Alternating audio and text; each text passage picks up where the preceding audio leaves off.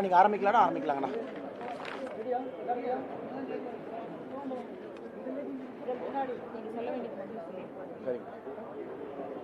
அன்பு ஊடக நண்பர்களுக்கு வணக்கம். இன்று கோவை நாடாளுமன்ற தொகுதியினுடைய தேர்தல் அலுவலகம் திறந்து வைக்கப்பட்டிருக்கிறது. இன்றைய முக்கிய நிகழ்வாக மத்திய வெளியுறவுத்துறை அமைச்சர் மரியாதைக்குரிய திரு ஜெய்சங்கர் அவர்கள் இன்று காலை ஒரு பத்திரிகையாளர் சந்திப்பினை நடத்தியிருக்கிறார்.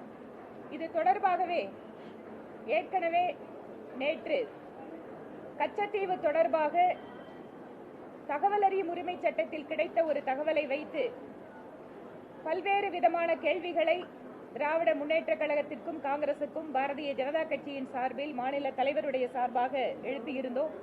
அது தொடர்பான பத்திரிகையாளர்களுடைய கேள்விகளுக்கும் பாரதிய ஜனதா கட்சி தரப்பிலான பல்வேறு திராவிட முன்னேற்ற கழகம் காங்கிரசுக்கான கேள்விகளையும் இப்போது இந்த பத்திரிகையாளர் சந்திப்பில் நீங்கள் கேட்கலாம்.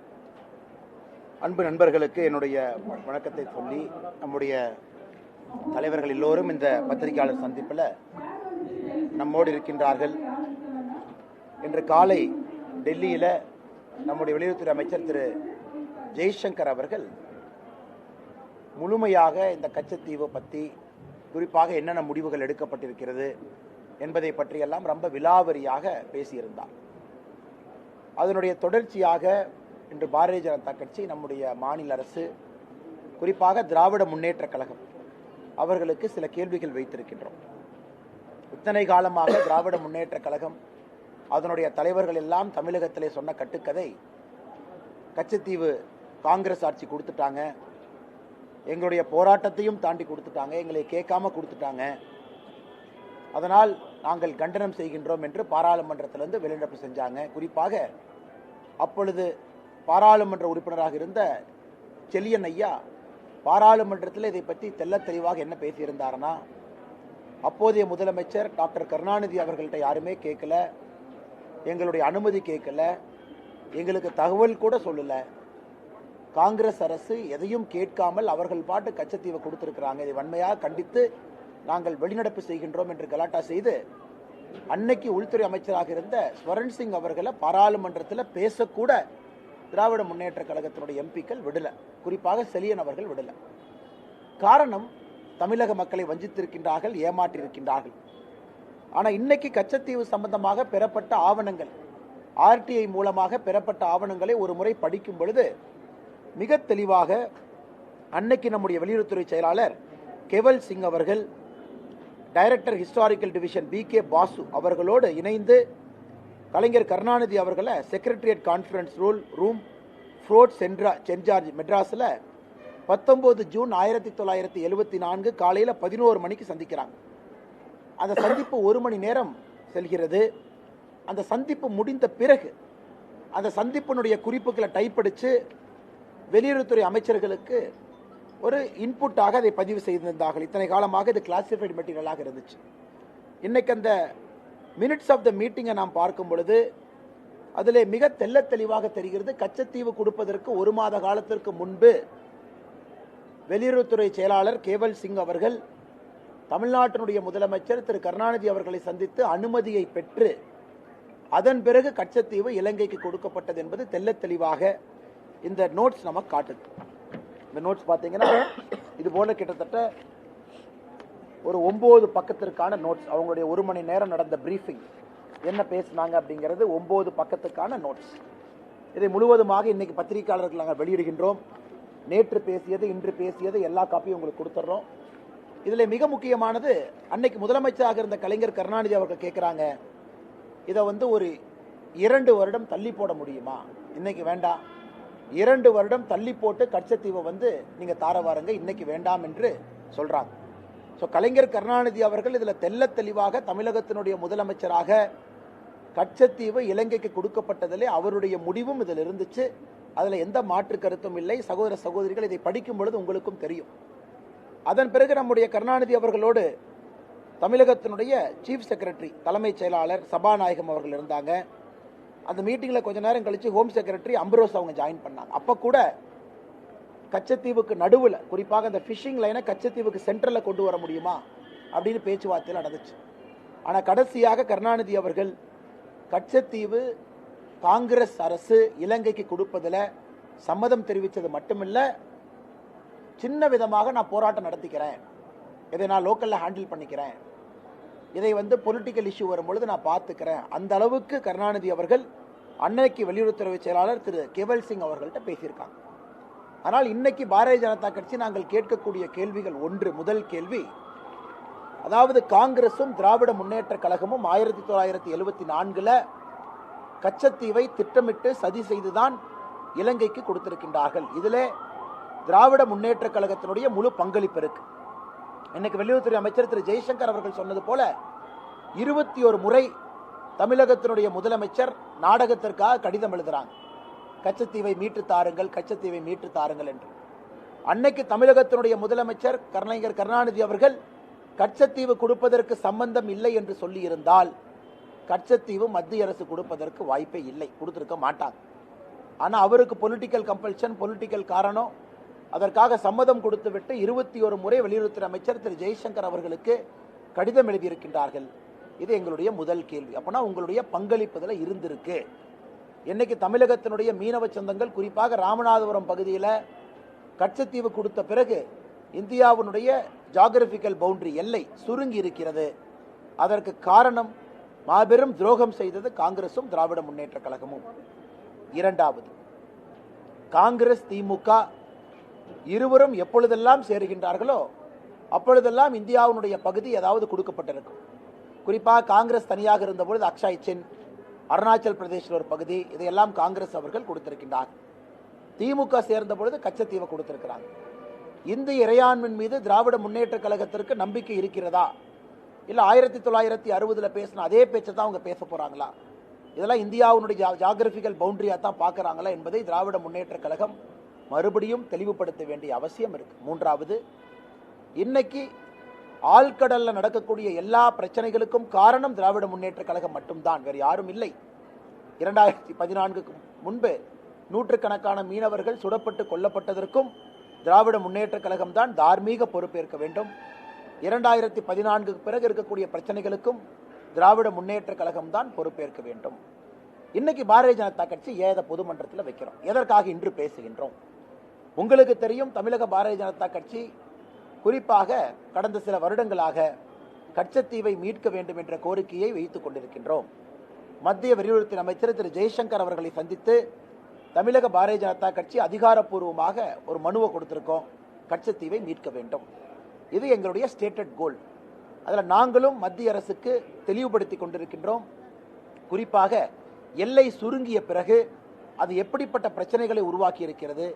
நம்முடைய மீனவர்கள் முதல்ல நெடுந்தீவு வரைக்கும் போனவங்க இப்ப கச்சத்தீவுக்கு முன்பாகவே தடுத்து நிறுத்தப்படுறதுனால அந்த பகுதியில் பாறைகள் அதிகமாக இருக்கிறனால மீன் வளமும் குறைவாக இருக்கிறது.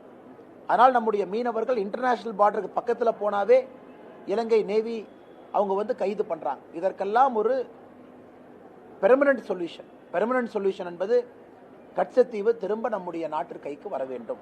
அது மட்டும் இல்லாம ஆர்டிகல் 6 அதன்படி தமிழக மீனவர்கள் கச்சத்தீவில் போய் வலைய போடலாம், உலர்த்தலாம், அங்கே கச்சத்தீவில் இருக்கலாம், ஆனால் தங்கக்கூடாது என்கின்ற ஆர்டிகல் 6 கூட இந்த அக்ரிமெண்ட்டுக்கு பிறகு ஒரு வருடம் கழித்து அதையும் கூட காங்கிரஸ் ஆட்சி ஃபாரின் செக்ரட்டரி லெவல் கொழும்புல இந்தியாவில் 2 ஃபாரின் செக்ரட்டரி இணைந்து ஆர்டிகல் 6 வாபஸ் வாங்கிட்டாங்க. அதன் பிறகு முழுமையாக கச்சத்தீவு என்பது இலங்கைக்கு சென்று விட்டது. ஆனால் இன்றைக்கு எங்களுடைய நோக்கம் திராவிட முன்னேற்ற கழகத்தினுடைய போலி முகத்திரையை மக்கள் மன்றத்திலே அம்பலப்படுத்த வேண்டும்.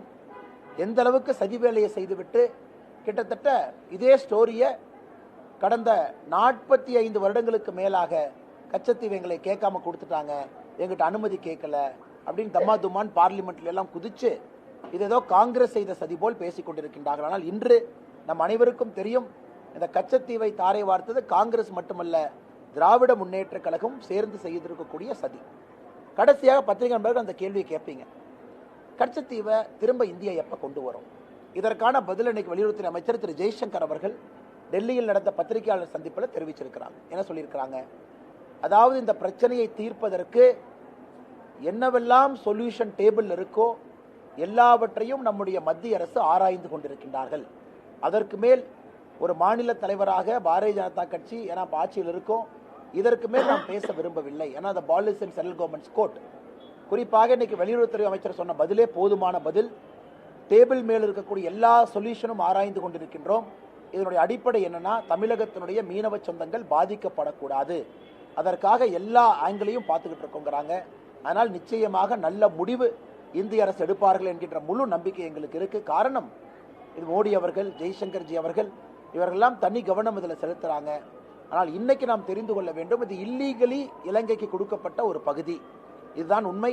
இது அன்னைக்கே அடல் பிகாரி வாஜ்பாய் ஐயா பாராளுமன்றத்தில் மிக மிக கடுமையாக எதிர்த்திருந்தார்கள். இன்னைக்கு பத்திரிகை நண்பர்களுக்கு இது சம்பந்தமான கேள்வி இருந்தா கேளுங்கன்னே பதில் சொல்றேன்.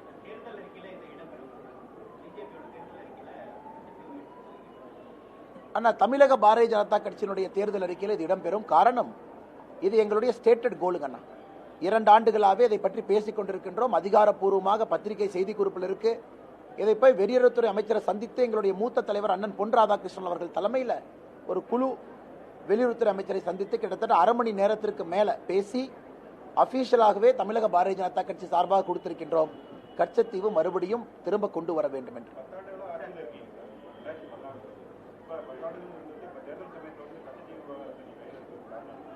ஆனா தேர்தல் சமயம்னு பார்க்காதீங்கன்னா, அதாவது இது குறிப்பாக எப்படி இது இன்னைக்கு வெளியே வந்துச்சுன்னா, நம்முடைய முதலமைச்சர் அவர்கள் மிக கடுமையாக ராமநாதபுரத்தில் ஒரு பொதுக்கூட்டத்திற்கு தேர்தல் அறிவிப்பதற்கு ஒரு மாதத்திற்கு முன்பு மிக கடுமையாக நம்முடைய பிரதமரை பற்றி கடுமையாக பேசியிருந்தார். நான் லெட்டர் எழுதினேன், கச்சத்தீவே வரல, நாங்கள் துரோகிகள் அல்ல, கச்சத்தீவு எங்களுக்கு தெரியாம கொடுத்தாங்க, அது இதுன்னு பேசியிருந்தாங்க ராமநாதபுரத்தில் மீனவர்கள் சபையில். அதன் பிறகுதான் உண்மையாலும் இது என்னன்னு கண்டுபிடிக்கணும், திராவிட முன்னேற்ற கழகத்தினுடைய பங்கு என்ன இருக்கு. ஏன்னா ஒரு பக்கம் நாம சொல்லியிருக்கோம், நாம் எலெக்ஷனுக்காக கையில் எடுக்கல, 2 வருட காலமாகவே சொல்லிக் கொண்டிருக்கின்றோம் கச்சத்தீவை திரும்ப கொண்டு வரணும். இன்னைக்கு சொல்றதா அன்னைக்கு சொல்றாங்கண்ணா. முதலமைச்சர் பேசிய பிறகு இதுல என்ன இருக்கு, என்ன நடந்திருக்குது என்று கண்டுபிடிப்பதற்காக ஆர்டிஐ மூலமாக அப்ளை செய்யப்பட்ட பொழுது இதெல்லாம் பொதுவெளியில் இல்லாத டாக்குமெண்ட். அதனால் வெளியுறவுத்துறை அமைச்சரவையில் அவங்க முடிவெடுத்தாங்க, பப்ளிக் இன்ட்ரெஸ்ட், தமிழக மக்களுடைய நலனுக்காக, இந்திய மக்கள் நலனுக்காக ஒரு கிளாசிஃபைடு இன்ஃபர்மேஷனை டீக்ளாசிஃபை பண்ணி ஆர்டிஐயில் அவர்கள் கொடுத்தார்கள்.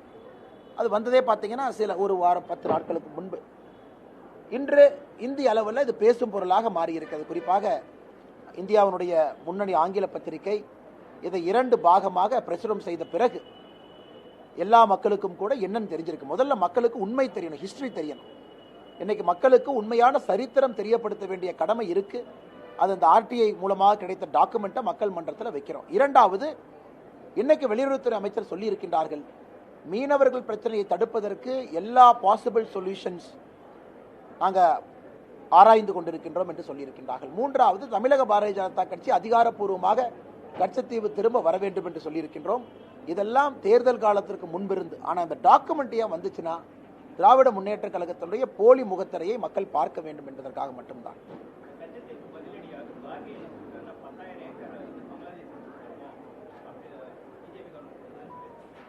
அண்ணா ஓகேண்ணா, அதாவது இந்த 1974 இந்தியா 2-3 அக்ரிமெண்ட் போட்டுச்சு. இந்த கச்சத்தீவு சமயத்தில் பார்த்தீங்கன்னா அப்பொழுதும் பங்களாதேஷோடு 2-3 அக்ரிமெண்ட் நம்ம போட்டோம். இந்த பங்களாதேஷும் நமக்கு இருக்கக்கூடிய பிரச்சனை பார்த்தீங்கன்னா, இந்த பங்களாதேஷ்குள்ள அன்கிளேவ்ஸ் இருக்கும், அதாவது இந்திய பகுதி பங்களாதேஷ் எல்லைக்குள்ள இருக்கும். அந்த எல்லைக்கு நீங்கள் போக வேண்டும் என்றால் பங்களாதேஷ் எல்லைக்குள்ள போய் இந்திய பகுதிக்கு போகணும். இதை ஆன்கிளேவ்ஸ் என்று சொல்வார்கள். இது அப்புறம் இது முதலிருந்தே பிரச்சனை இருந்துச்சு. 1974 கொஞ்சம் பகுதி பங்களாதேஷுக்கு கொடுக்கப்பட்டது.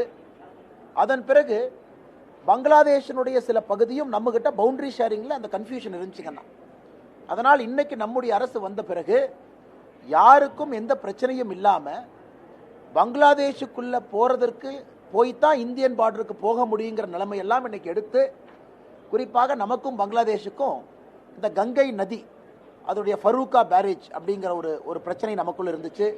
அதற்கு இன்னைக்கு தீர்வு நாம் கண்டுபிடித்திருக்கின்றோம். நமக்கும் பங்களாதேஷுக்கும் இருந்த பவுண்டரி தீர்வை கண்டுபிடிச்சிருக்கோம். அதனால் மரியாதைக்குரிய காங்கிரசினுடைய தலைவராக இருக்கக்கூடிய மல்லிகார்ஜுன் கார்கே அவர்கள் சரித்திரம் தெரியாம பேசுறாங்க. இது இந்தியாவுடைய பகுதியை எந்தவித பிரதிபலனும் இல்லாம கொடுத்திருக்கோம். அதாவது nothing in return from Sri Lanka, இலங்கையிலிருந்து ஒரு பைசா கூட நமக்கு லாபம் இல்லை. இதனால இந்திய மீனவர்கள் இலங்கை கடற்பகுதிக்கு வரலாம், மீன் பிடிக்கலாம், கொடுங்க, அது வேற. இலங்கை பகுதி வரைக்கும் வரலாம், வேற. இந்தியன் ஃபிஷர்மேன் ரைட்ஸ் எவ்வளோ லைசன்ஸ் கொடுக்குறோம், அது வேறங்கன்னா எதுவுமே இல்லாமல் இந்தியாவுடைய நிலப்பரத்தை கொடுத்து இந்தியாவினுடைய பவுண்டரியை சுருக்கி ஆர்டிக்கல் 6 கச்சத்தீவு வரை செல்ல அனுமதி இருந்த ஆர்டிக்கல் 6ஐயும் எடுத்திருக்காங்க. அதனால் மரியாதைக்குரிய மல்லிகார்ஜுனன் கார்கே அவர்களுக்கு தெரியும், இதுவும் அதுவும் ஒன்றல்ல. இது இந்தியாவுடைய இறையாண்மையை கேள்விக்குறியாக்கி இருப்பது ஜூன் 1974 காங்கிரஸ் அரசு செய்த செயல்.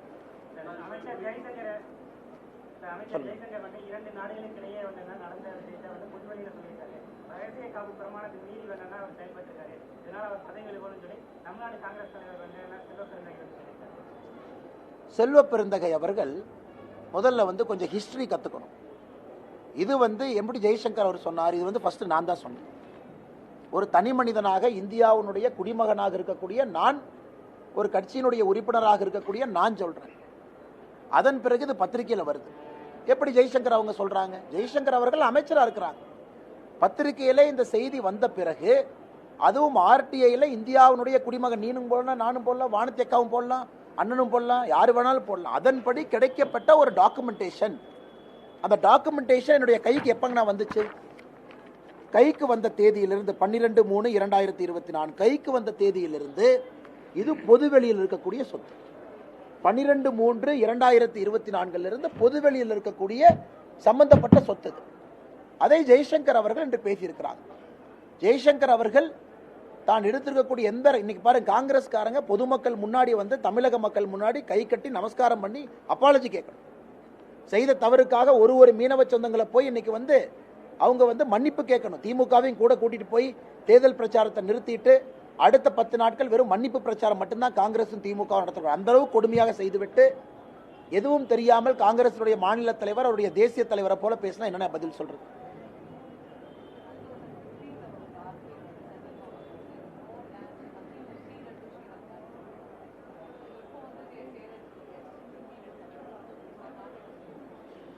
Madam, I don't see any discrepancy, madam, because now after this document is declassified now, we know for a fact that this was not a deal that was done legitimately. Meaning, 1968, the Indian Prime Minister, Madam Indira Gandhi, and her counterpart from Sri Lanka, Siranayaka ji, both met. Even then, there was a lot of questions over why the meeting happened on Katchatheevu. Now the document, as you are yet to read this, madam. Once you read it after the press conference, as a very reputed reporter, you will clearly understand that, including the Attorney General and our senior bureaucrats and the Ministry of External Affairs, they are very clear. India has a clear legal right over Katchatheevu. Despite all their file notings, they were overruled, and this Katchatheevu was given without any quid pro quo. So we have to understand, madam, Katchatheevu was clearly till 1948. It was given by East India Company under the Jamindari rights to Raja of Ramanathapuram from 1875 to 1948. Until then, Raja of Ramanathapuram enjoyed undisputed privileged rights, including collection of pearls from there. And the duty and everything was paid only to the Madras Presidency. Now, after 1948 only, the Ceylon government started raising objections saying that Katchatheevu is part of the Dutch map. At that point of time, when Dutch were invaders in Sri Lanka, they were ruling. So they marked a small dot called some name in Dutch. They say it belongs to us. Now clearly, if we go through all the motions, we can very clearly see, even for Kalaignar Karunanidhi, during the argument presented by the Foreign Secretary, he said that Chinese influence, because of Chinese influence, we have to cede Katchatheevu. There are a lot of oils around Katchatheevu, we got to take it. And all those reasons they have given. What about oil now? After 40 years, is anybody talking about oil near Katchatheevu? So all these things were created alibi just to make sure that Congress was hell-bent on doing it. So I don't see any discrepancy. Maybe today after this document, then you should ask Government of India's their official opinion about Katchatheevu and everything.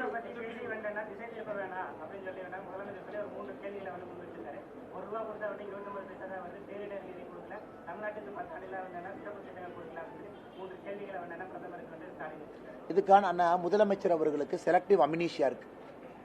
அவர் அப்பப்ப வானதி ஸ்ரீனிவாசன் அக்கா அவர்கள், நிர்மலா சீதாராமன் அவர்கள், நம்முடைய மூத்த தலைவர்கள்லாம் பதில் சொல்லிட்டே இருக்காங்க. அதை கேட்க மறந்துடுறாரு, இல்லை கேட்டால் அவருக்கு புரியறதில்லை. அதாவது முதலமைச்சர் என்ன சொல்றாருன்னா, கோபாலபுரம் அரசு போடக்கூடிய பட்ஜெட்டில் பட்ஜெட்டரி கிராண்டாக வர்றது மட்டும்தான் கணக்கு.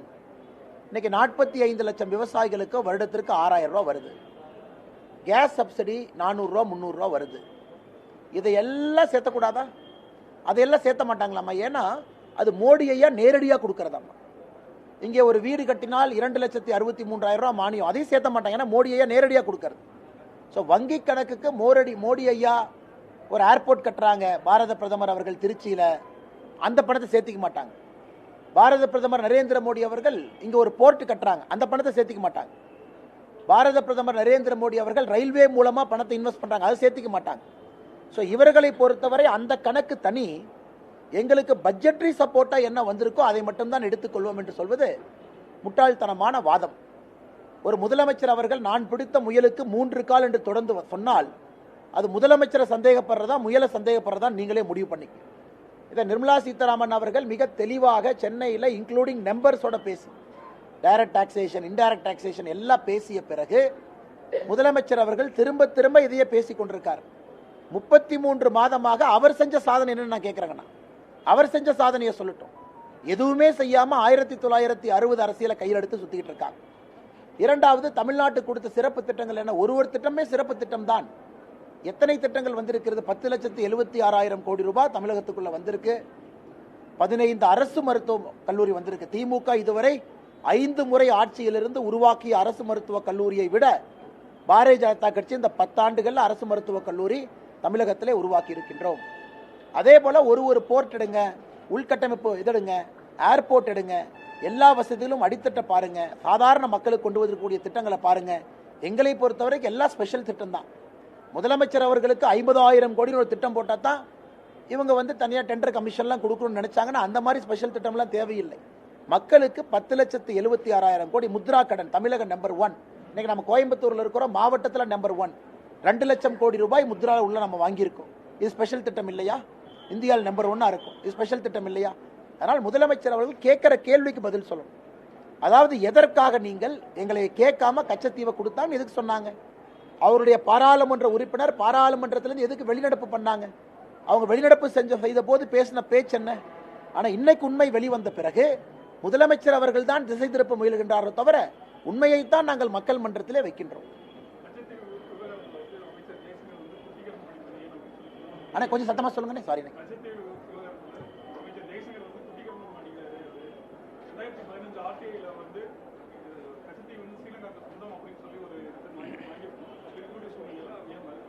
இதான் மேடம்க்கு சொன்னோங்கன்னா 2015 ஆர்டிஐ என்பது கிளாசிஃபைடு டாக்குமெண்ட். அப்ப இல்லை, இட்ஸ் அ கிளாசிஃபைடு டாக்குமெண்ட். உதாரணத்துக்குங்கன்னா ஆர்டிஐ செக்ஷனுக்கு அது போகுது, அவங்க பப்ளிக்லி அவைலபிள் டாக்குமெண்ட்டை வச்சு ஒரு ரிப்ளை கொடுக்குறாங்க. அதுதான் நடந்தது. அதான் மேடம்க்கு சொன்னேன். இன்னைக்கு 12/3/2024 பொதுவெளியில் வரக்கூடிய டாக்குமெண்ட் இது இன்னைக்கு பொதுவெளிக்கு வருது. அதன் பிறகு நீங்க கேள்வி கேட்குங்கிறதா நான் சொல்றேங்க. ஏன்னா இன்னைக்கு தான் ஒரு புதிய செய்தியை வெளியே வைக்கிறோம். ஆனா கிளாசிஃபைட் டாக்குமெண்ட்னா உதாரணத்திற்கு இதுல கலைஞர் கருணாநிதி அவங்க கேட்பாங்க அந்த வெளியுறவுத்துறை செயலாளர்கிட்ட, யாருக்கெல்லாம் அது தெரியும்? அப்ப வெளியுறவுத்துறை செயலாளர் சொல்லுவாரு, இந்திரா காந்தி அம்மாவுக்கு தெரியும், இன்னொரு அமைச்சருக்கு தெரியும், உங்களுக்கு தெரியும். நம்ம 3 பேருக்கு மட்டும்தான் அது தெரியும், வேற யாருக்குமே தெரியாது. அப்படித்தான் முடிவு எடுக்கப்பட்டிருக்கிறது. காங்கிரஸ் கட்சியில பிரதமருக்கும் ஒரு அமைச்சருக்கும், அதன் பிறகு தமிழகத்தில் நம்முடைய முதலமைச்சராக இருந்த கலைஞர் கருணாநிதி அவர்கள். கலைஞர் கேட்கிறாங்க, எதிர்கட்சி தலைவருக்கு தெரியுமா? நாங்க எதிர்கட்சி தலைவருக்கு சொல்லல, பிரைம் மினிஸ்டர் சொல்ல வேண்டாம்னு சொல்லிட்டாங்க. அப்படித்தான் முடிவெடுக்கப்பட்டது. அதனாலதான் இது பேரு கிளாசிஃபைட் டாக்குமெண்ட். இன்னைக்கு இது டீக்ளாசிஃபை ஆயிருக்கு. ஸோ இன்றிலிருந்து தான் புதிய இன்ஃபர்மேஷனே பொது வெளிக்கு வருதுங்கண்ணா.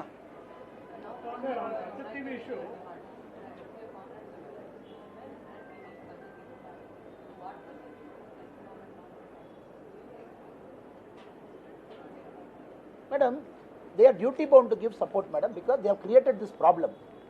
And Modi ji is trying to solve this problem. Who created it, ma'am? They created it.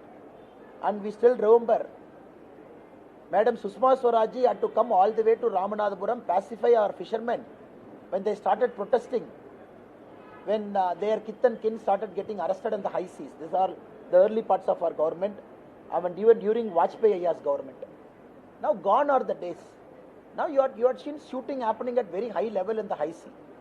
Now all those things have happened, all those ruckus have happened, and DMK brazenly lying till now about the status of Katchatheevu. Now we believe Article 6 reinstatement step 1, whereby the Tamil Nadu fishermen can go till Katchatheevu, put their fishing nets, and taking back Katchatheevu. Even Nehruji said Katchatheevu is a small little piece of island with no value.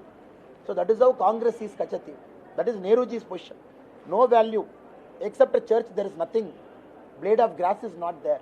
So now, historically, strategically, now because of China and whatever is happening around Sri Lanka, you all know it better. So Katchatheevu should be in India's presence. For us, we are looking very practically. Our fishermen should not suffer. That is our stated position. And the state government is duty bound to support it because they created this problem and we are trying to solve this problem.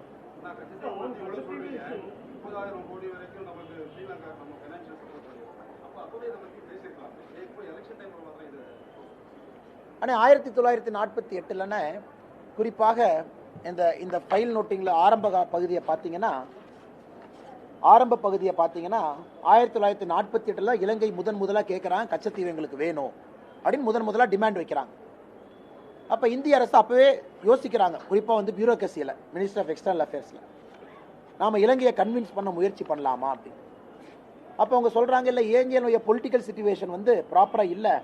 இது 1961 10/5 ஒரு Commonwealth secretary குண்டிவி அவங்க file நோட்டிங்கில் இலங்கையினுடைய political situation ரொம்ப சரியில்லாதனால இதை பற்றி நம்ம பேசுறது சரியாக இருக்காது.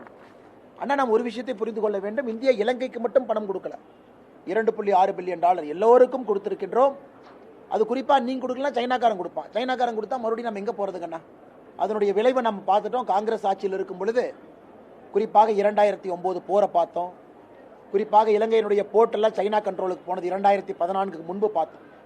2014க்கு பிறகு மோடி ஐயா போராடி இன்னைக்கு இலங்கை முழுவதுமாக இந்தியாவோடு நட்புறவில் இருக்கு. அதுக்குள்ள நான் பேச விரும்பலைங்க, அதெல்லாம் எக்ஸ்டர்னல் அஃபேர்ஸ் மினிஸ்டர் பேசுகிற சப்ஜெக்ட். நாங்கள்லாம் சாதாரண ஒரு அரசியல் இருக்கக்கூடிய தொண்டர்கள், அதனால் நாம் இது பேசினா சரியாக வராதுங்க. ஆனால் நாம் இன்னைக்கு பேச வேண்டியது, கச்சத்தீவு திரும்ப வர வேண்டும் என்றால் அது பண்டமாற்ற முறையில் வரக்கூடாதுங்க. இது கொடுக்குற அதை கூடிய நாம் எதுவுமே வாங்காம தான் கச்சத்தீவை கொடுத்தோம். இலங்கைக்கு நாம் செய்திருக்கக்கூடிய உதவி என்பது தொப்புள் கொடி உறவு. ஏன்னா இலங்கை இன்னைக்கு குறிப்பாக சைனீஸ் இன்ஃப்ளூயன்ஸ்லேருந்து இந்தியாவின் பக்கம் இருக்கிறாங்க. ஆனால் எங்களுடைய உறுதியான எதிர்பார்ப்பு நிச்சயமாக வருகின்ற காலத்தில் அது நடக்கும் என்று நம்புகிறேன்.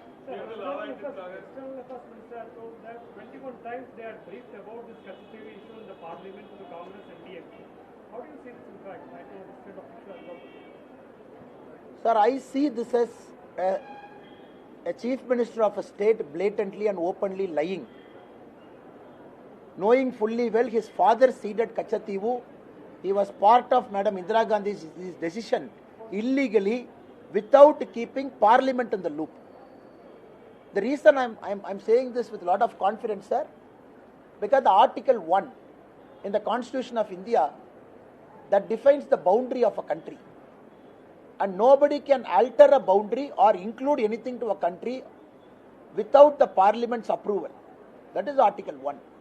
So in this case, without keeping parliament was informed by the Home Minister Swaran Singh ji. The parliament was just informed after the maritime agreement between India and Sri Lanka got signed. Now the cat is out of the bag, where we know the Chief Minister of Tamil Nadu then, Mr. Kalaignar Karunanidhi ji, was fully aware of it even a month before he gave his concurrence. So now after that his son writing a letter 21 times to the Honorable External Affairs Minister, it only shows even the son wanted something to hide, which is shameful.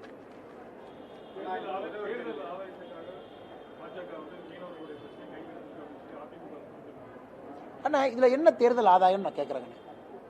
2 ஆண்டுகளாக கச்சத்தீவு தமிழகத்தோடு இந்தியாவோடு இருக்க வேண்டும் எல்லாம் சொல்கிறோம். பொன்னாரண்ண தலைமையில் ஒரு குழு 2 ஆண்டுகளுக்கு முன்பே போய் நம்முடைய வெளியுறவுத்துறை அமைச்சரை பார்க்குறாங்க. அப்போ எங்கே தேர்தல் வந்துச்சுங்கண்ணே? முதலமைச்சர் அவர்கள் கச்சத்தீவை பற்றி பேசிய பிறகு ஆர்டிஐல போட்டு எடுக்கப்பட்ட டாக்குமெண்ட்டை பொதுவெளியில் விடுறோம். இதற்கும் தேர்தலுக்கும் என்ன சம்பந்தம்? இந்த தேர்தல் நேரத்தில் கச்சத்தீவு வரப்போகுது. இன்னைக்கு மக்கள் மன்றத்தில் உண்மையை சொல்கிறோம். மக்கள் மன்றத்தில் பாரதிய ஜனதா கட்சி எவ்வளோ சீரியஸாக இருக்குன்னு நம்ம சொல்கிறோம். நம்முடைய மீனவ சொந்தங்களுக்காக எவ்வளோ சீரியஸாக இருக்குன்னு சொல்கிறோம். அதாங்க நான் உண்மை. இன்னைக்கு எதிர்கட்சிகள் கையை பிசைந்து கொண்டு ஒரு கட்சி ப்ராப்ளம்ல இருந்தாங்க, இன்னொரு கட்சி சொல்யூஷன்ல இருக்க விருப்பம் இல்லை. நாம் என்ன சொல்றது? நான் உங்களை பத்தி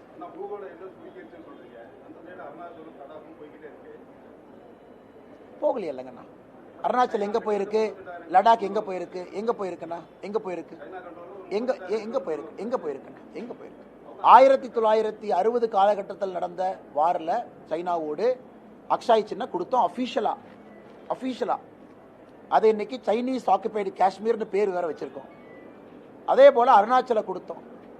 இன்னைக்கு தவாங்குள்ள ஒரு பகுதி, இன்னைக்கு தவாங்குள்ள இந்தியாவுக்குள்ள இருக்கக்கூடிய தவாங்குக்கு போனாவே அங்கே இருக்கக்கூடிய சைனா பிரச்சனை பண்றான். இன்னைக்கும் ஸ்டேப்பிள் விசா கொடுக்குறான். இதெல்லாம் யார் செய்ததுங்கன்னா காங்கிரஸ். அதாவது இந்தியாவுடைய வரைபடத்தை ஃபுல்லா ஆல்டர் பண்ணி எல்லா பகுதியும் கொடுத்துருக்காங்க. நாம் வந்த பிறகு நிறைய பீக்கை கிளைம் பண்ணியிருக்கோம். இல்லீகலாக யாரெல்லாம் வந்து நம்முடைய இடத்தை, குறிப்பாக அக்ரெசிவ் சைனா பெரிய பெரிய பீக் எல்லாம் வின்டர் காலத்தில் பிடிக்கணும்னு நினைக்கிறாங்க. அதை நம்முடைய வீரர்கள் போராடி ஒரு இடமாக நாம் மீட்டு கொண்டிருக்கின்றோம். ஆமாம், நமக்கும் சைனாவுக்கும் பிரச்சனை இருக்கு. காரணம், சைனாவும் அக்ரெசிவா இருக்கிறாங்க, அந்த இடத்தை எடுக்கணும்னு நினைக்கிறாங்க. நாமளும் அக்ரெசிவா இருக்கோம், அந்த இடத்தை நமக்கு வச்சிருக்கணும். இதற்கு முன்பு பிடிச்ச இடத்தையும் எடுக்க வேண்டும் என்று நினைக்கின்றோம். அதிகாரப்பூர்வமாக எங்க நாம கொடுத்துருக்கோங்கண்ணா? சைனாவில் சொன்னாங்களா அல்லது இந்தியன் அரசு சொல்லிச்சா? வேற யார் சொன்னாங்கண்ணா? அதனால் அதிகாரப்பூர்வமாக இந்தியாவுடைய எல்லை பகுதியை, குறிப்பாக காஷ்மீர் பகுதியும் அருணாச்சல் பகுதியும் சைனாவுக்கு கொடுத்திருப்பது காங்கிரஸ் தான். இன்னைக்கு காங்கிரஸ் எப்பெல்லாம் ஆட்சியில் இருக்காங்களோ பிரச்சனை தான். இன்னைக்கு இதெல்லாம் வெளியே வந்த பிறகு திசை மாற்றுவதற்காக காங்கிரசினுடைய தலைவர் மரியாதைக்குரிய மல்லிகார்ஜுன கார்கே அவர்கள் இதை பற்றி பேசிக் கொண்டிருக்கிறார்.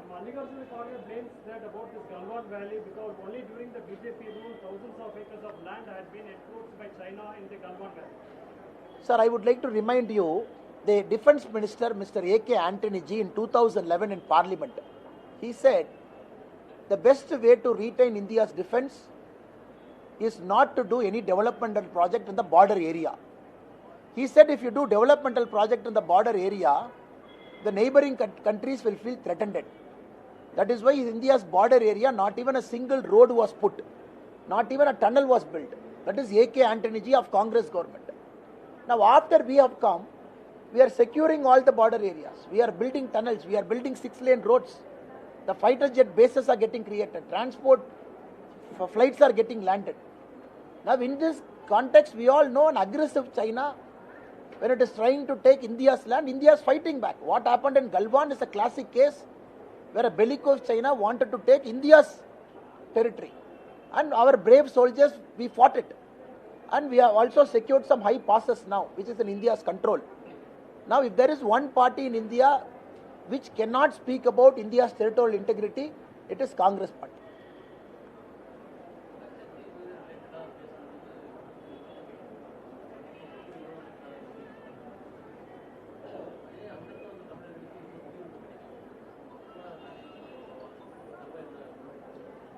குறிப்பாக இதை நாம் சொல்லிக் கொண்டிருக்கின்றோம். இலங்கை தமிழர்களை பொறுத்தவரை குடியுரிமை கிடைக்காம இல்லைங்கன்னா, குடியுரிமை அவங்களுக்கு இருக்கு. 14 ஆண்டு காலம் இங்க இருந்திருக்கணும், தொடர்ச்சியா 11 வருஷம் இங்க இருந்திருக்கணும், குடியுரிமை கிடைக்கும். எத்தனையோ பேருக்கு குடியுரிமை கிடைச்சிருக்கு, கிடைக்காம இல்லைங்கன்னா. குடியுரிமை யாருக்கும் மறுக்கப்படல. இந்த சிட்டிசன்ஷிப் அமெண்ட்மெண்ட் ஆக்ட் என்பது அது அந்த 5 ஆண்டுகள் யார் இந்தியாவில் வந்து 2014க்குள்ள வந்திருக்கிறாங்களோ அவர்களுக்கு குடியுரிமை கொடுப்பதற்காக கொண்டு வரப்பட்ட சட்டம் தான் சிட்டிசன்ஷிப் அமெண்ட்மெண்ட் ஆக்ட். ஆனால் இலங்கை தமிழர்களுக்கு யாரும் குடியுரிமை மறுக்கவில்லை, குடியுரிமை கிடைக்குது. நம்முடைய ஆட்சியிலையும் குடியுரிமை கொடுத்திருக்கோம். ப்ரொவைடட் 14 வருஷத்துல 11 ஆண்டுகள் இந்தியாவில் வாழ்ந்திருக்கணுங்க. இன்னைக்கு நம்முடைய அரசு வந்த பிறகு, குறிப்பாக அமித்ஷாஜி அவர்கள் இதை பற்றி 2-3 இடத்துல கிளாரிஃபை பண்ணியிருக்காங்க. இது குறிப்பாக சிஏஏ என்பது ரிலீஜியஸ் பெர்சிக்யூஷன். அந்த நாடுகள்லாம் இஸ்லாமிக் ரிபப்ளிக் என்று சொன்ன காரணத்தினால் அங்க இருக்கக்கூடிய மற்ற மதத்தினர் வெளியே வந்திருக்காங்க. கிறிஸ்தவர்கள், இந்துக்கள், சீக்கியர்கள் எல்லாரும் வெளியே வந்திருக்கிறாங்க. அவர்களுக்கான சட்டம். ஸோ இது குடியுரிமை இல்லை அப்படின்னு சொல்லக்கூடாதுன்னா, குடியுரிமை இருக்கு, குடியுரிமை வாங்கிட்டு இருக்காங்க. இப்ப ரெண்டாவது இன்னும் டீட்டெயில் அதுக்குள்ள போய் வாரின் போது வந்திருக்கிறாங்க. அதாவது 1984 வாருக்கு பிறகு யார் ரெஃப்யூஜியா வந்திருக்கிறாங்களோ, வாருக்கு பிறகு, சண்டைக்கு பிறகு ரெஃப்யூஜியா வந்திருக்கிறாங்க கேம்ப்ல. ரெஃப்யூஜியா வர்றவங்க இந்தியாவை பொறுத்தவரை எல்லா ரெஃப்யூஜியும் நாம் ஒரு பிரின்சிபல் ஃபாலோ பண்றோம். ஏன்னா ஐநா சபையினுடைய ரெஃப்யூஜி ட்ரீட்டி நம்ம சைன் பண்ணல. 1951, 69 நம்ம சைன் பண்ணாதனால ரெஃப்யூஜிஸை பொறுத்த வரைக்கும் திரும்ப அந்த ஊர்ல பிரச்சனை சரியான பிறகு அவர்கள் அங்கே செல்ல வேண்டும். இது பிரின்சிபல் ஆஃப் நான் ரிஃபால்மெண்ட் அப்படிங்கிற ஒரு பாலிசியை இந்தியா ஃபாலோ பண்ணுது.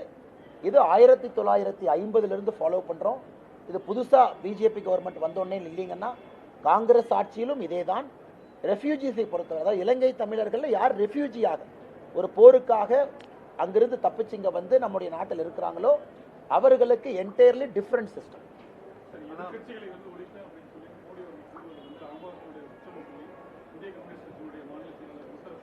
எதிர்கட்சிகளை ஒழிப்பேன் எங்கேயும் சொல்லலையாங்கண்ணா. எங்க மோடி எதிர்கட்சிகளை ஒழிப்பேன் என்று சொன்னார்? எங்கேயுமே சொல்ல. அண்ணாவது காங்கிரஸ் முக்த் பாரத் அப்படின்னு பிரதமர் சொன்னாங்க. அதாவது காங்கிரஸ் இல்லாத இந்தியா. அது என்ன அர்த்தங்கண்ணா?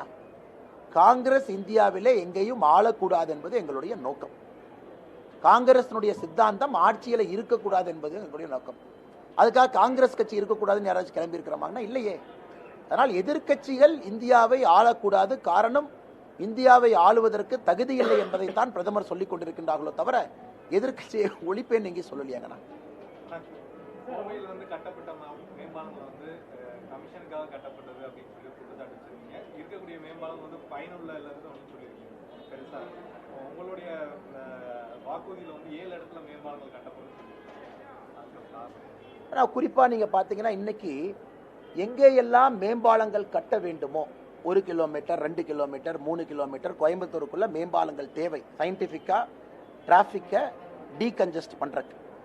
இன்னைக்கு நாங்கள் போயிருந்தோம். சத்தி ரோட்டில் இந்த பிரச்சனை இருக்கு, கணபதி ரோட்டில் பிரச்சனை இருக்கு. அங்கே எல்லாம் பார்த்தீங்கன்னா பிரச்சனைகள் இருக்கு, மக்களுடைய கோரிக்கை. ஆனால் 17 கிலோமீட்டர் 18 கிலோமீட்டர் மேம்பாலத்தை நான் கட்டுவேன். குறிப்பாக அது வந்து இதை வந்து ரொம்ப சிம்பிளாக சால்வ் பண்ண முடியும், 3 அடுக்கில் சால்வ் பண்ண முடியும், மல்டிபிள் டிராஃபிக்கை கொண்டு வர முடியும். அதனால் கோவையை பொறுத்தவரை அன்சைன்டிஃபிக்காக மேம்பாலம் கட்ட வேண்டும் என்பதற்காக மேம்பாலம் கட்டுவது வேறு, மேம்பாலம் வேண்டும் என்பதற்காக மேம்பாலம் கட்டுவது வேறு. நான் மேம்பாலங்கள் இருக்கக்கூடாதுன்னு எங்கே சொல்லிங்கன்னா, கோயம்புத்தூரில் கட்டப்பட்ட நிறைய மேம்பாலங்கள் தேவையில்லாத மேம்பாலங்கள் கமிஷனுக்காக கட்டப்பட்டது என்று தான் நான் சொல்லியிருக்கேன்.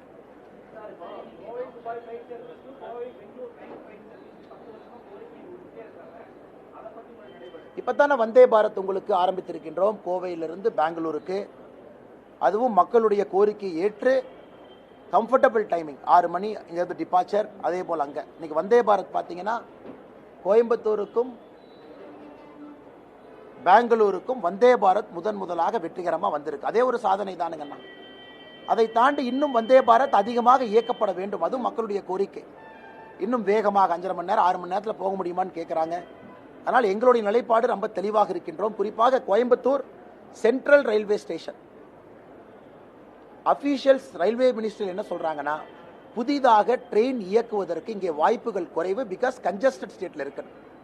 இன்னைக்கு நமக்கு இருக்கக்கூடிய வாய்ப்பு Peelamedu railway station, Singanur railway station இரண்டையும் கூட துரிதப்படுத்தி இன்னும் கொஞ்சம் பெரிய ரயில்வே ஸ்டேஷனா மாற்ற வேண்டிய கட்டாயம் இருக்கு. இன்னைக்கு இந்த அமிர்த் பாரத் ப்ராஜெக்ட்ல கூட பாத்தீங்கன்னா போத்தனூர் ரயில்வே ஸ்டேஷனை நம்முடைய அரசு கையில் எடுத்து பெரிதுபடுத்திக் கொண்டிருக்கின்றோம். காரணம், புதிதாக ஒரு ரயில் ஆரிஜின் பாயிண்ட் கோயம்புத்தூர்ல இருந்து ஆரம்பிப்பதே கடினம், பிகாஸ் உள்ள வர முடியாத அந்த அளவுக்கு ட்ரெயின் இருக்குங்கிறாங்க. அப்படி இருக்கும் பொழுது பீலமேடு சிங்கானூர் இதெல்லாம் பயன்படுத்தி கோயம்புத்தூரிலிருந்து மரியாதைக்குரிய சகோதரர் சொல்வது போல இன்னும் புதிய வழித்தடங்கள் வேண்டும் என்றால், அதுவும் நம்முடைய தேர்தல் வாக்குறுதியில் ஒரு வாக்குறுதியாக வச்சிருக்கோங்கன்னா இதே பாயிண்ட்டுக்காக தான் வச்சிருக்கோம்.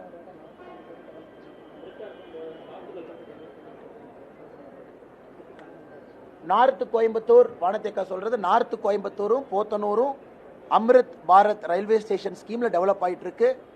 காரணம், டிராபிக்கை டீகன்ஜஸ்ட் பண்ணணும். நாங்கள் புதுசாக ப்ரப்போஸ் பண்ணியிருப்பது பீலமேடையும் சிங்கானூரையும் தரம் உயர்த்த வேண்டும் என்றும் சொல்லுகின்றோம்.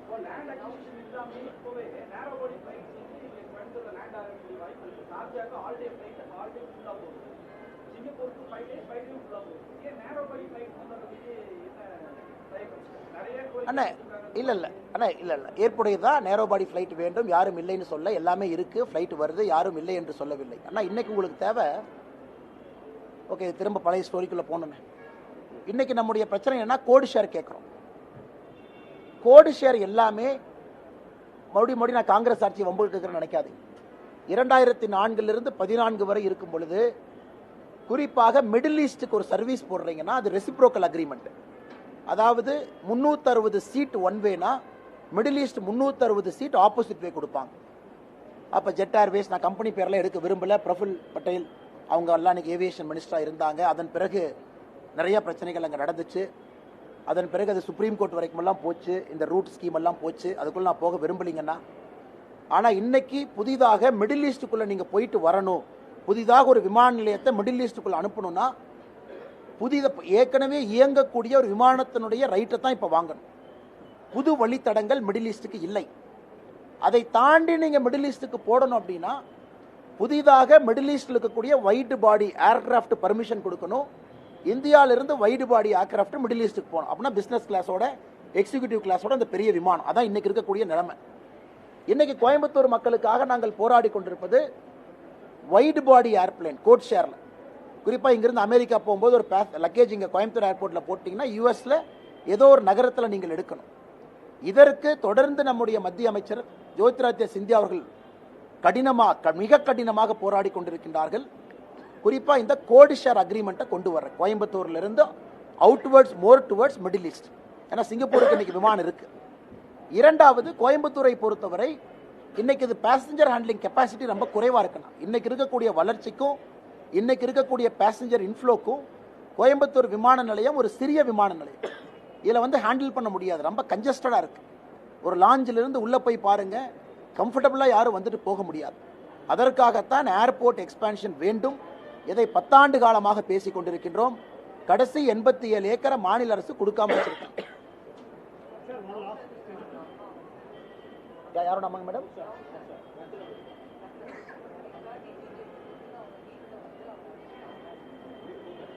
இதெல்லாம் அரசியல் எப்பவுமே கொடுக்கறதாங்க. அதாவது எங்களுடைய 3 தொண்டர்கள் வாக்கு சேகரிக்க போறாங்க. கல்லால் அடிச்சு கலாட்டா பண்ணி கைது செய்து 5 நாட்கள் கழிச்சு இன்னைக்கு திமுக காரங்கெல்லாம் போய் அவங்க அம்மாவை கிளப்பி கம்ப்ளைண்ட் கொடுக்குறாங்கன்னா கோயம்புத்தூருடைய அரசியல் எப்படி இருக்குன்னு பாருங்க. 5 நாட்கள் கழிச்சு, அதுவும் கல்லடிப்பட்டு எங்களுடைய தொண்டர்கள் மருத்துவமனையில் இருக்கிறாங்க. அப்படி யாராச்சும் போவாங்களா? எங்களுக்கு எந்த பகுதியில் செல்ல வேண்டுமோ அந்த பகுதியில் தான் போறோம். இத்தனை கோயம்புத்தூருக்குள்ள இத்தனை இடத்துல போய் வாக்கு சேகரிக்கிறாங்க. எங்கேயாச்சும் பிரச்சனை வந்திருக்கா? இந்த நௌஷாத் என்கின்ற மனிதன் தானே பிரச்சனை ஆரம்பிச்சிருக்காங்க. இந்த ஏரியாக்குள்ள வரக்கூடாது, இது நோ பவுண்ட்ஸ் ஏரியா, இது ஒரு பர்டிகுலர் சமுதாயம் மட்டும்தான் வாழுவாங்க. இதெல்லாம் பேசியது யார்? நௌஷாத். காவல்துறை அப்பவே 2 பக்கம் விசாரிச்சாங்கல்ல, எதுக்கு நௌஷாதை கைது பண்ணாங்க?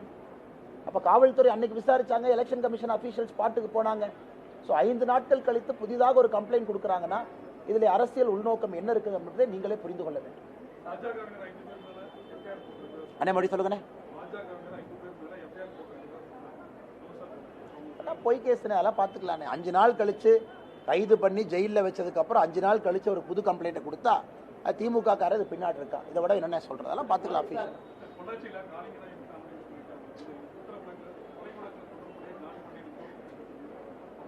2021 ஜான் பாண்டியன் அவங்க எந்த சிம்பிள் நின்னாங்கன்னா 2021 ஜான் பாண்டியன் அவர்கள் இரட்டை இலை சிம்பிள் எங்க நின்னாங்க?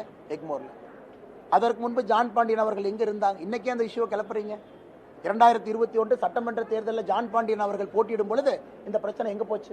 அன்னைக்கே யாரும் பேசல. இன்னைக்கு 2024 ஜான் பாண்டியன் போட்டியிடும் பொழுது மட்டும் ஏன் பேசுறாங்க? எங்களை பொறுத்தவரை ஒரு கட்சி நீங்கள் நடத்தும் பொழுது சுப்ரீம் கோர்ட்ல என்ன சொல்லியிருக்காங்க? அக்யூட்டல் சொல்லியிருக்காங்க. எமோஷனா கட்சி நடத்த முடியாது. சுப்ரீம் கோர்ட்டினுடைய ஃபைனல் தீர்ப்பு என்ன? நாங்கள் எல்லோரையும் மதிக்கின்றோம், எல்லோரையும் சமமாக பார்க்கின்றோம். அப்பனா சுப்ரீம் கோர்ட்டினுடைய தீர்ப்பை எதிர்த்து இந்த கட்சி வேலை செய்யணுமா? சுப்ரீம் கோர்ட்டினுடைய ஃபைனல் தீர்ப்பு அக்யூட்டல் இருக்கு. ஸோ இன்னைக்கு நாங்க சுப்ரீம் கோர்ட்டினுடைய தீர்ப்பு தப்புன்னு நீங்க சொல்றீங்களா? அதனால ஒரு கட்சி ஒரு தேசிய கட்சியாக நீங்க நடத்தும் பொழுது ஒரு சிஸ்டம் ஒரு ப்ராசஸ் தானே ஃபாலோ பண்ணும். இதே ஜான் பாண்டியன் அவர்கள் 2021 ரெட்டலை சிம்பல் நிக்கிறாங்க. அன்னைக்கு பிரச்சனை இல்லை. ஆனா இன்னைக்கு ஜான் பாண்டியன் அவர்கள் தாமரை சிம்பல் நின்னா பிரச்சனை. இது என்ன நியாயம்?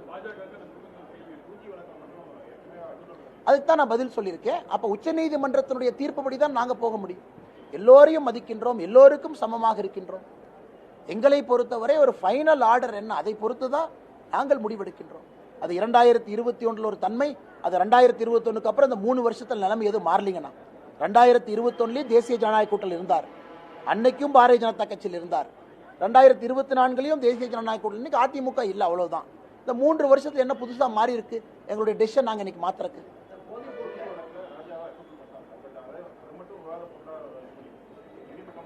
இல்லண்ணே. ஸ்பெஷல் சிபிஐ கோர்ட்ல அப்பீல் இருக்குல்ல, இது சுப்ரீம் கோர்ட்டுடைய ஃபைனல் தீர்ப்பல்ல. சுப்ரீம் கோர்ட்டுடைய ஃபைனல் தீர்ப்பல்ல, ஃபைனல் தீர்ப்பல்ல. இதுவும் அப்பீல் போய் தான் அக்யூட்டல் ஆச்சு. இப்போ அந்த தீர்ப்புக்கு மேல எங்க போவீங்கன்னு நான் கேட்கிறேன். இன்னைக்கு ராஜா அவர்களுக்கு உச்சநீதிமன்றம் சுப்ரீம் கோர்ட் ஃபைனலா இவர் நிரபராதின்னு சொல்லிட்டு உங்க வாதத்தை நான் ஏத்துக்கிறேன். ஏன்னா அதான் ஹையஸ்ட் இந்த லேண்ட் இருக்கக்கூடிய கோர்ட். நான் சுப்ரீம் கோர்ட்டினுடைய தீர்ப்பை குறிப்பிடுறேன். நான் வந்து ஒரு ட்ரையல் கோர்ட்டினுடைய தீர்ப்பை குறிப்பிடல. ஏன்னா ட்ரையல் கோர்ட்டினுடைய எல்லா தீர்ப்பும் இன்னைக்கு அப்பீல் இருக்கு. இன்னைக்கு ஸ்பெஷல் சிபிஐ கோர்ட்ல ட்ரையல் போயிட்டு இருக்கு. நான் சொல்வது இந்தியாவுடைய ஃபைனல் கோர்ட் சுப்ரீம் கோர்ட்ல இருக்கக்கூடிய ஃபைனல் தீர்ப்பு. அதுக்கு மேல அப்பீலுக்கு நான் எங்க போவேன்னு நான் கேட்கறேங்க.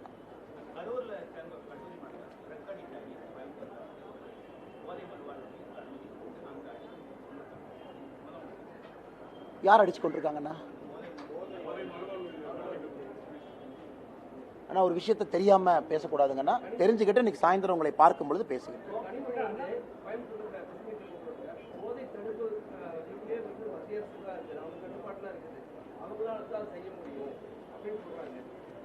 ஆனால் என்டிபிஎஸ் சட்டம் எனக்கு பிரச்சனை என்னன்னா, இந்த திமுக அரசியல்வாதிகிட்ட பேசி பேசிய மூளை மழுங்குது. என்டிபிஎஸ் சட்டம் யாருக்கு அதிகாரம் கொடுக்குது?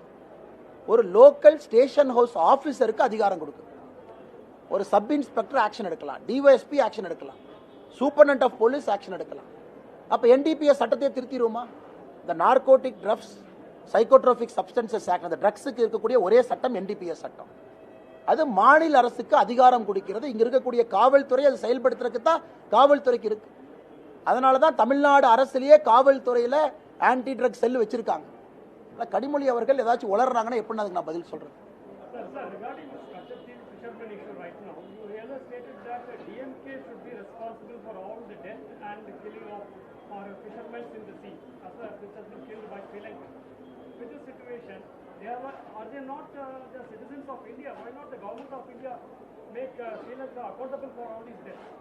Sir, you have to understand, now whichever death has happened, so even now when a boat gets seized, picked up, each boat has got a GPS which gets submitted in Sri Lankan court. If the driver is coming for the second time, different punishment, driver different punishment. I am not going to get into it, sir. I will not get into these matters. Now we have to understand the point what I am trying to make. After you have reduced the area of Katchatheevu, your boundary has shrunk. Until then you are going beyond what is so-called the international boundary of India now. So that is what I am arguing. Since you have shrunk that boundary, so whatever has happened in that boundary, it is DMK that is responsible, which is officially a Sri Lankan boundary now. I am asking about the killing of fishermen by the Sri Lankan Navy. In fact, why not they become accountable for all these killings? Correct, sir. Every time it killing happens, it is a matter of dispute between two countries. The other country will say, I have entered my boundary, so I have taken the recourse to shooting to stop you despite my warning. That is the other country's argument. Our argument is you are within our boundary. So that is why the matters are in court. That is why we fight it out. But you say that DMK should take responsibility for... Naturally they should take... Anna, very simple, Anna. This is the boundary, initial boundary. You reduce the boundary here. You have given this boundary to Sri Lanka. So whatever has happened here, who is responsible? It is Sri Lanka. அண்ணா இதை வந்து இப்போ scan பண்ணி குரூப்பில் போட்டுருங்கண்ணா. நீங்கள் எல்லாத்துக்கும் அனுப்பிச்சுங்க.